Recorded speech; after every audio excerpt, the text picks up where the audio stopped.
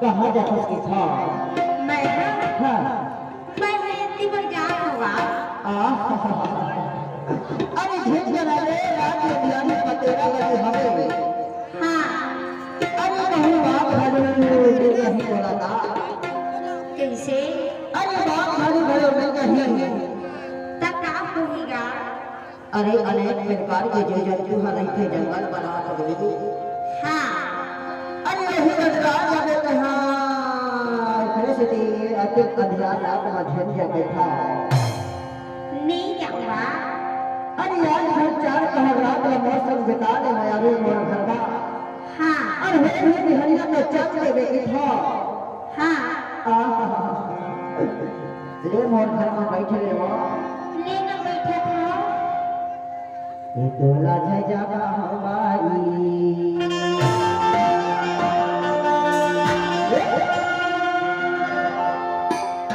तोला जाए जागा हमारी